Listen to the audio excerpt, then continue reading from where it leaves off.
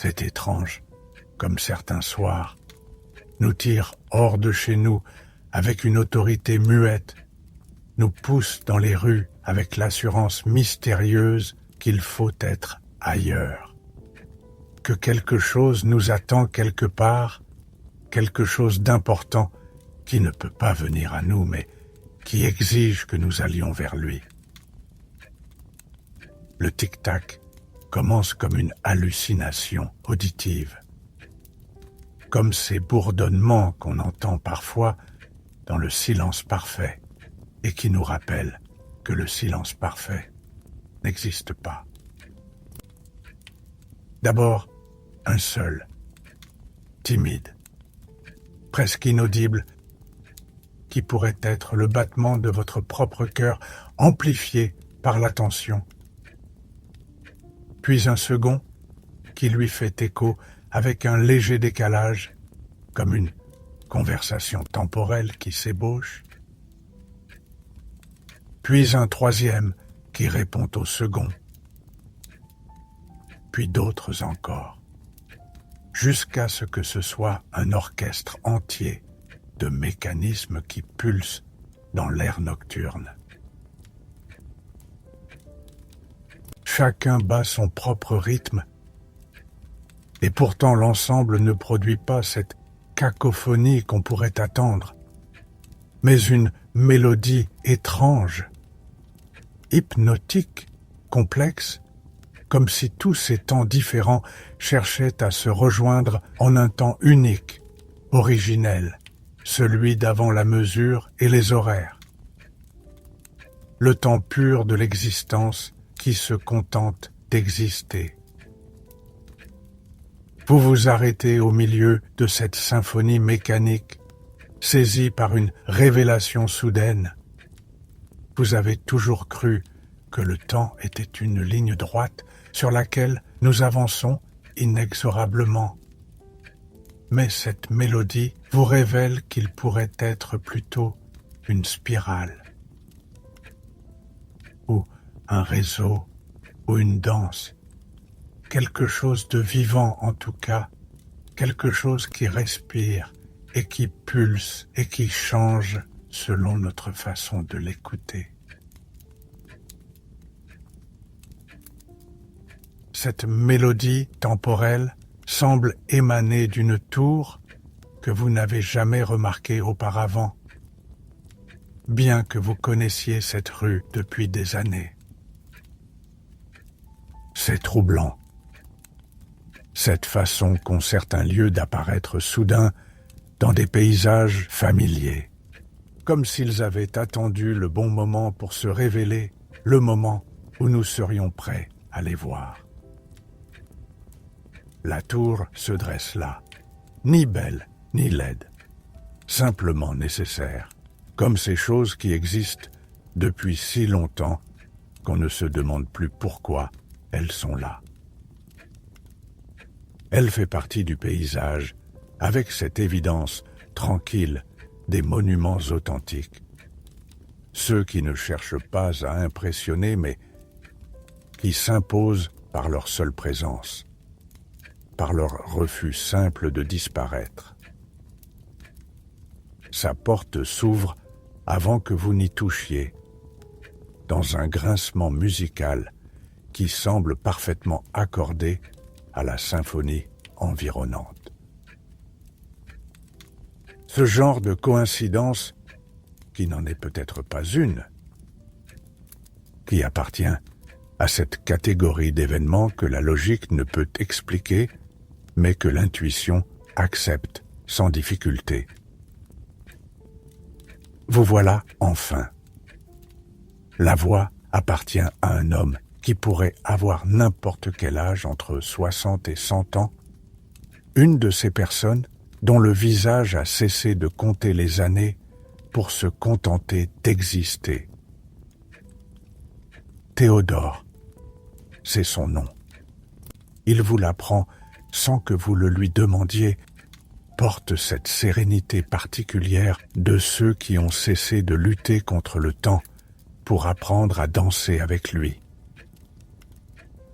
Ses cheveux d'un blanc qui tire sur l'argent, sont peignés avec cette simplicité élégante qui ne cherche pas l'effet, mais qui révèle un caractère. Ses yeux, d'un bleu délavé comme une aquarelle trop longtemps exposée au soleil, semblent avoir vu passer tant de choses qu'ils ne s'étonnent plus de rien, qu'ils accueillent chaque nouveauté avec la bienveillance fatiguée de la sagesse véritable. « Je travaille avec les horloges, dit-il simplement, et dans cette simplicité une fierté discrète, mais pas comme vous l'imaginez sans doute, pas comme ces horlogers de boulevard qui réparent des mécanismes pour qu'ils marquent l'heure officielle. Mon travail à moi concerne des temps plus secrets, plus personnels. L'intérieur de la tour défie toute logique euclidienne que vous croyez connaître.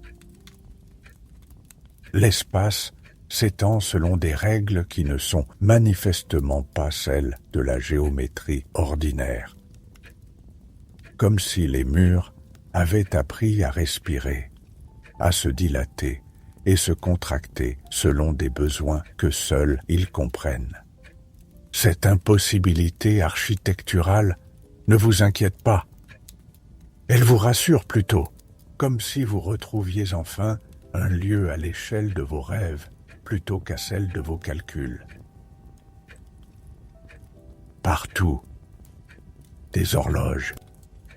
Pas des horloges comme on en voit dans les magasins d'antiquités ou les salons bourgeois. Non.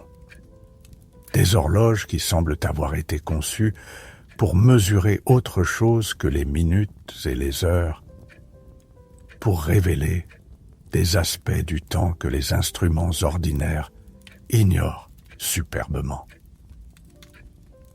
Certaines sont énormes, cathédrales de bois et de métal, qui semblent contenir des siècles entiers dans leur mécanisme complexe. D'autres sont minuscules, délicates comme des bijoux, précieuses comme des secrets. Quelques-unes défient toute description avec des formes qui évoquent plutôt des sculptures abstraites ou des instruments de musique conçus par des extraterrestres mélomanes. Celle-ci, dit Théodore, en désignant une horloge dont le balancier oscille avec une lenteur de ressac océanique, mesure le temps de l'enfance retrouvée. Regardez-la battre.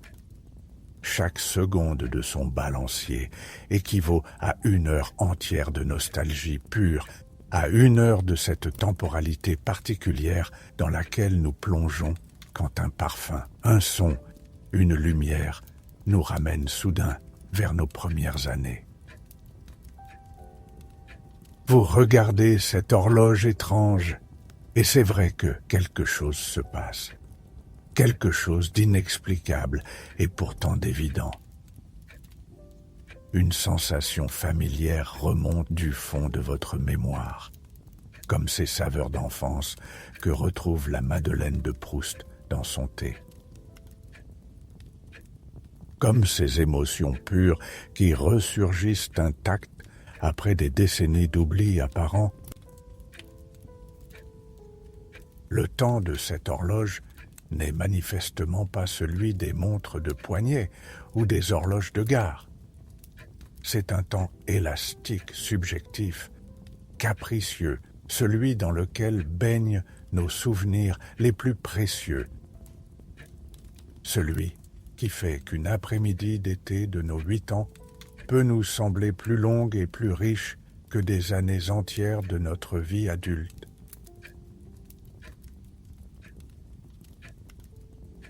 Et celle-ci, demandez-vous en désignant une horloge de cristal taillée, dont les aiguilles semblent vibrer d'impatience, comme des insectes prisonniers qui chercheraient à s'échapper de leur cage transparente.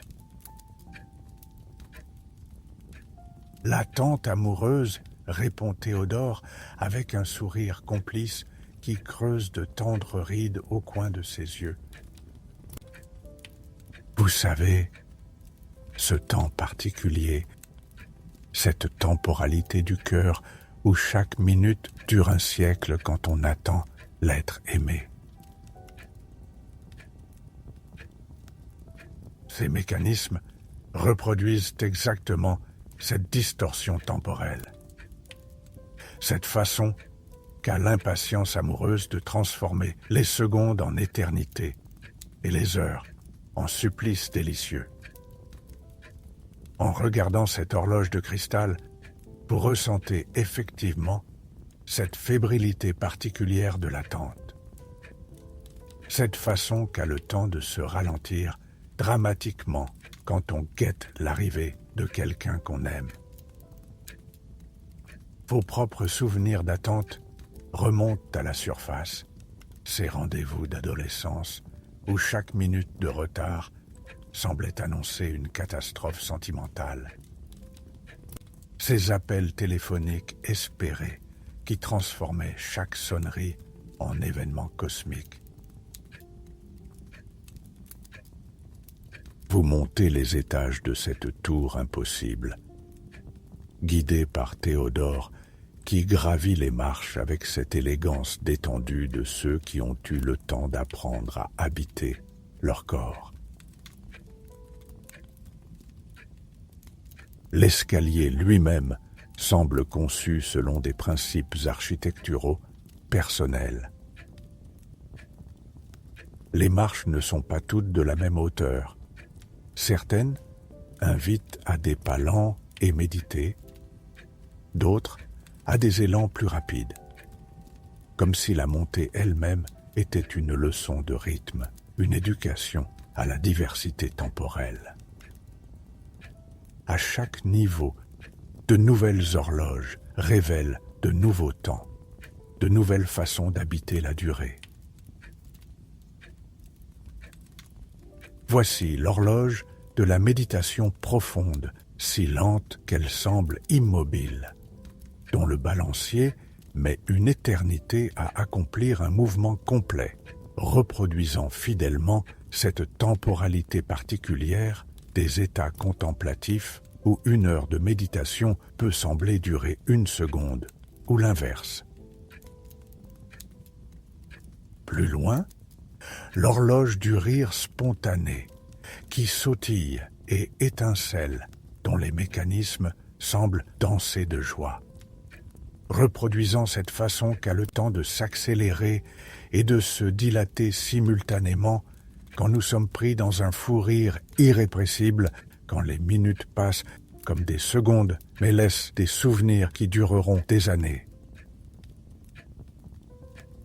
Voici encore l'horloge de la création artistique, au mouvement imprévisible, qui se dilate et se contracte selon des rythmes mystérieux, épousant fidèlement cette temporalité capricieuse de l'inspiration.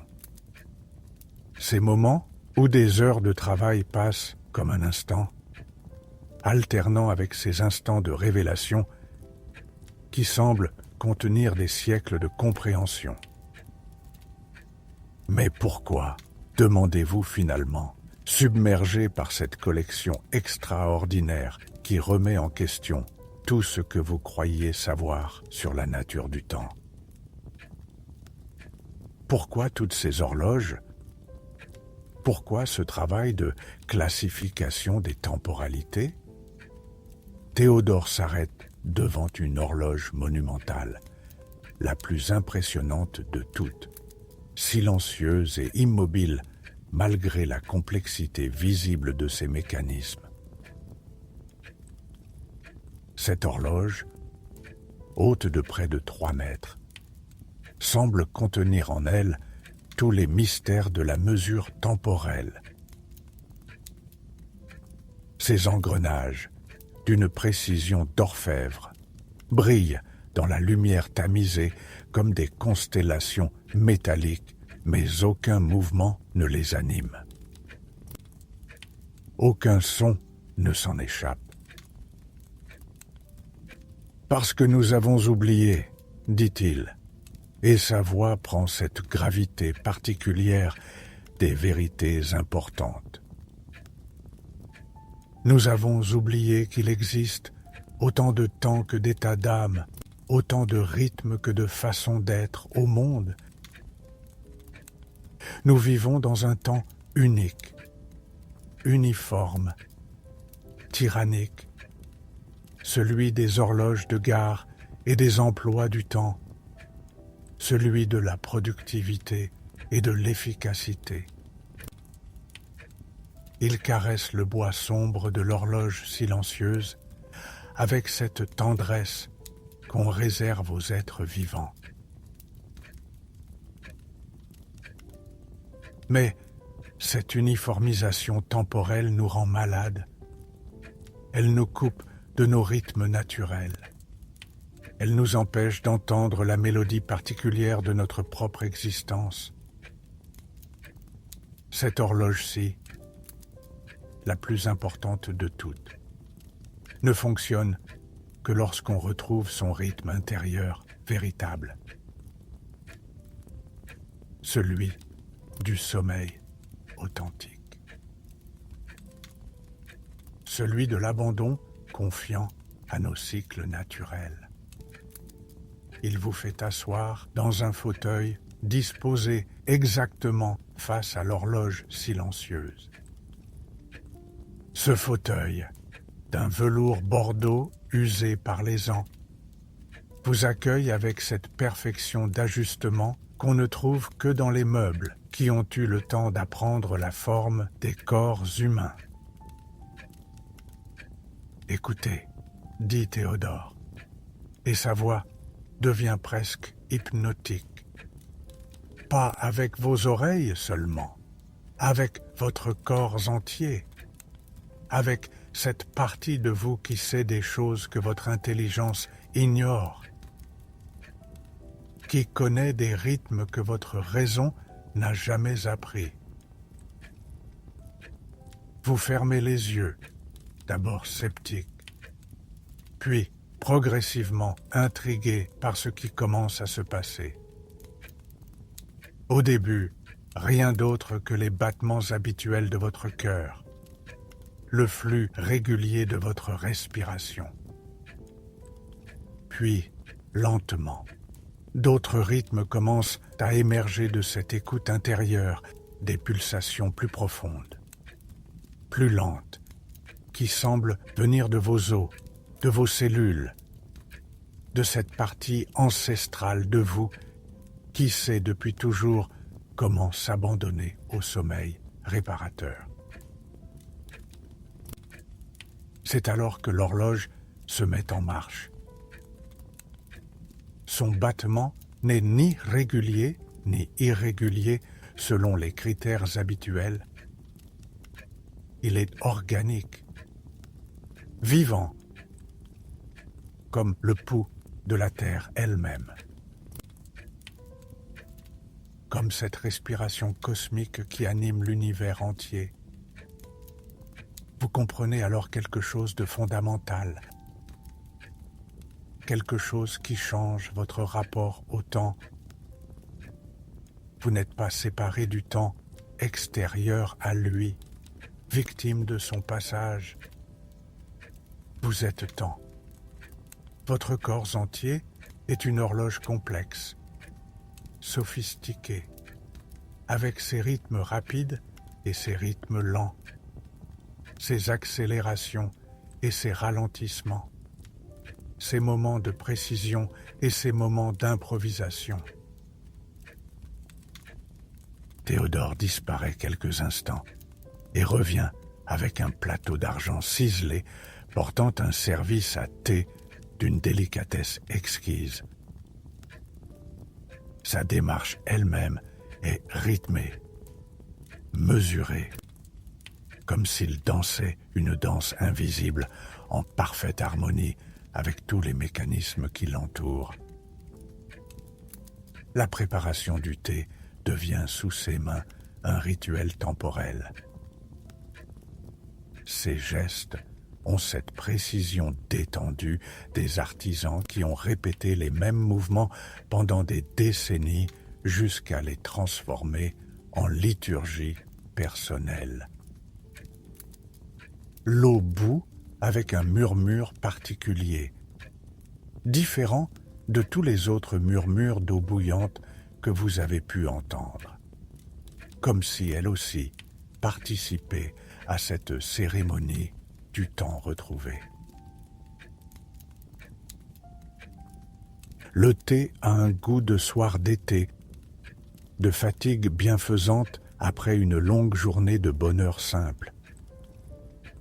Chaque gorgée dénoue quelque chose en vous, non pas brutalement comme le feraient des médicaments chimiques, mais avec cette douceur patiente des remèdes naturels qui savent attendre leur heure, qui respectent les rythmes de guérison propres à chaque organisme. Vous savez, dit Théodore, et sa voix prend cette tonalité particulière des confidences importantes de ces révélations qui ne se font qu'à certains moments. J'ai commencé comme horloger ordinaire. Je réparais des montres dans un petit atelier du pont Charles. Je remontais des pendules pour des bourgeois pragois. Je remplaçais des ressorts et des engrenages selon les règles classiques de l'horlogerie. Il s'interrompt pour caresser le bois d'une horloge ancienne, avec cette tendresse qu'on réserve aux êtres vivants, aux compagnons de longue route. Puis, j'ai remarqué quelque chose d'étrange, quelque chose que mes manuels techniques n'expliquaient pas. Certaines horloges battaient différemment selon l'humeur de leur propriétaire.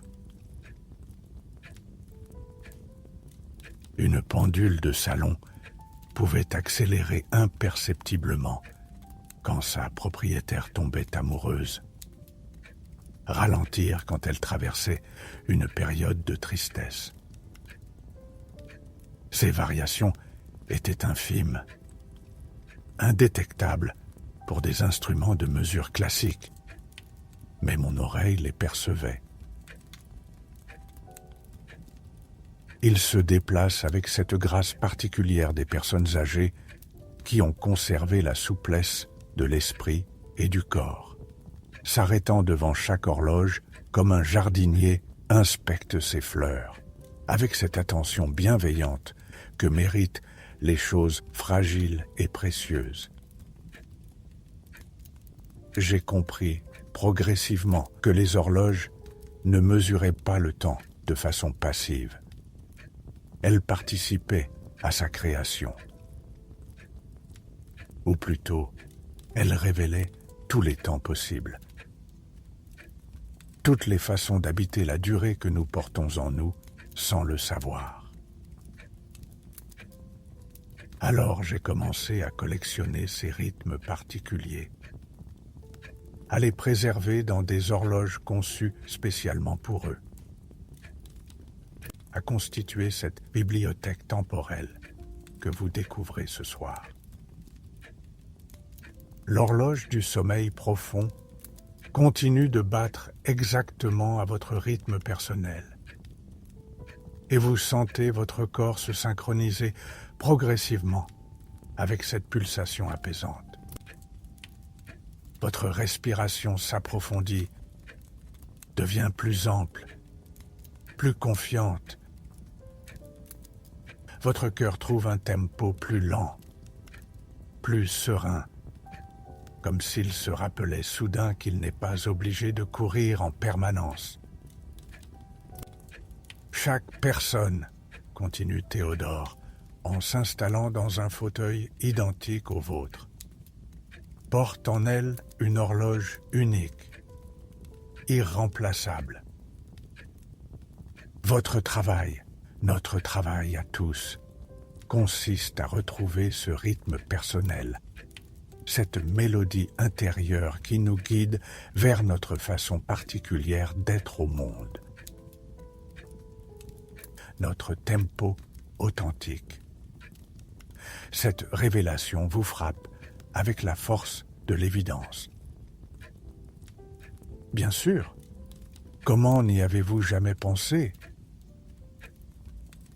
Vous avez passé votre vie à essayer de vous adapter à des rythmes extérieurs, à des temporalités imposées par les obligations sociales, professionnelles, familiales, sans jamais vous demander quel était votre rythme propre, votre fréquence naturelle.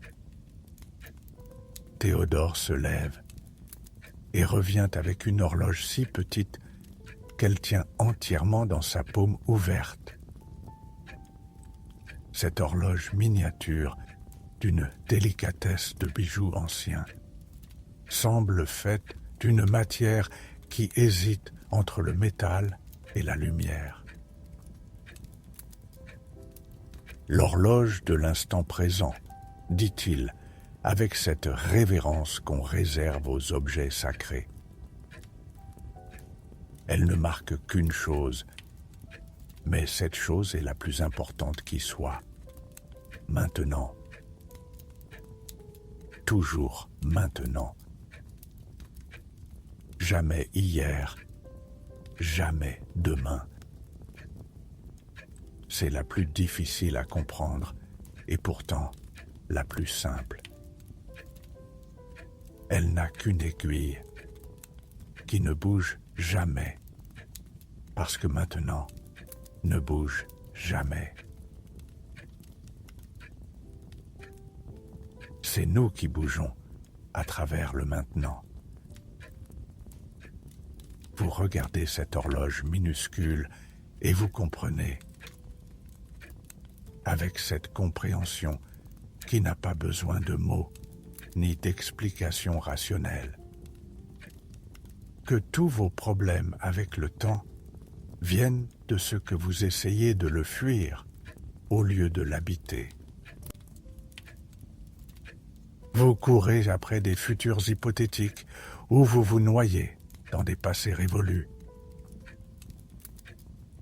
Et vous ratez systématiquement la seule chose qui existe vraiment, ce moment précis où vous respirez, où votre cœur bat, où vous êtes indiscutablement vivant.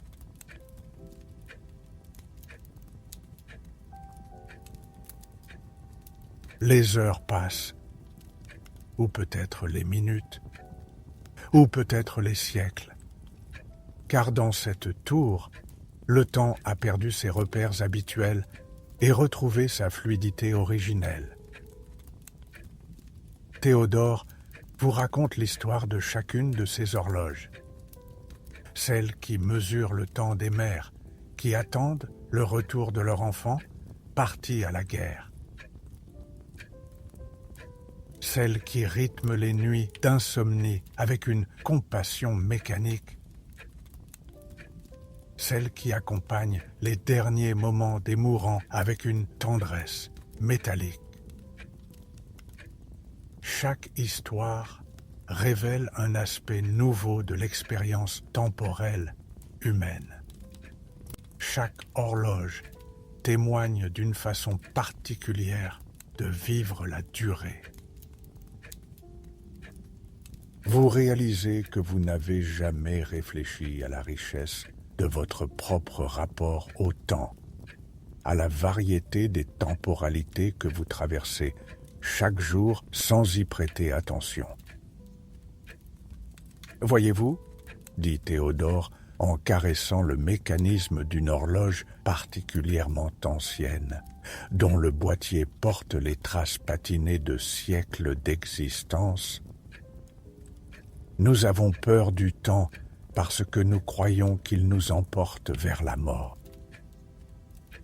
qu'il est notre ennemi, qu'il nous vole notre vie minute après minute.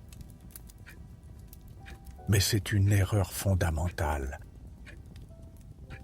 Le temps ne nous emporte nulle part. Il nous porte tout simplement, comme un fleuve porte un bateau. Cette métaphore vous frappe par sa justesse. Oui, c'est exactement cela.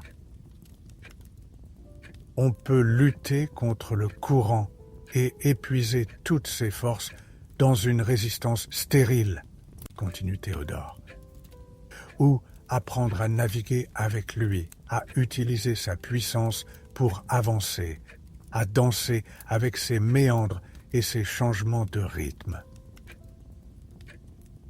L'horloge du sommeil profond bat maintenant si fort que vous la sentez résonner dans votre poitrine, dans vos os, dans chaque cellule de votre corps. Cette synchronisation parfaite produit en vous un état de bien-être que vous n'aviez jamais expérimenté auparavant. Vous n'êtes plus un observateur extérieur du temps, un voyageur pressé qui consulte sa montre avec anxiété. Vous pulsez avec l'univers, vous respirez avec les saisons. Votre cœur bat à l'unisson des marées cosmiques. Cette révélation s'accompagne d'une paix profonde, d'une sérénité que vous ne pensiez plus possible à l'âge adulte. Pour la première fois depuis des années, peut-être depuis l'enfance, vous vous sentez parfaitement à votre place dans l'ordre des choses, parfaitement accordé à votre propre existence.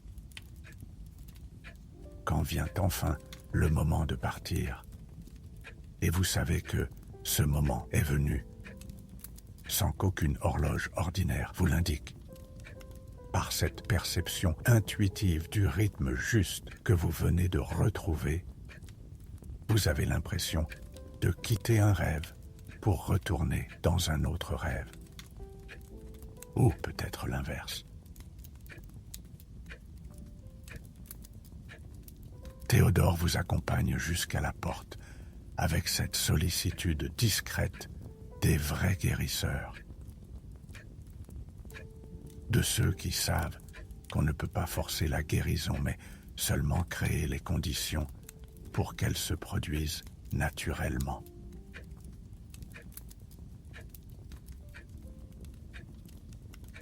Tenez, dit-il en glissant dans votre main une montre de gousset si légère qu'elle semble faite de pensées cristallisées, de souvenirs solidifiés. Elle ne vous donnera jamais l'heure au sens ordinaire du terme. Mais chaque fois que vous la regarderez, chaque fois que vous la toucherez, elle vous rappellera votre rythme personnel retrouvé. Cette fréquence unique qui est la vôtre et que nul autre ne peut avoir. La porte se referme derrière vous avec un clic définitif. Mais l'horloge du sommeil profond continue de battre en vous, dans votre poitrine, dans votre sang, dans cette partie de vous qui a enfin retrouvé son tempo naturel. Vous marchez dans les rues de Prague avec cette sensation nouvelle et merveilleuse d'être parfaitement synchronisé avec votre propre existence, d'avancer à votre rythme propre plutôt qu'à celui que le monde voudrait vous imposer. Dans votre lit, ce soir-là, vous fermez les yeux et vous laissez bercer par cette pulsation intérieure retrouvée. Quelque part dans la ville endormie, dans une tour que peut-être vous ne retrouverez jamais, ou que peut-être vous retrouverez chaque fois que vous en aurez besoin. Des centaines d'horloges continuent de mesurer tous les temps possibles, tous les rythmes du cœur humain.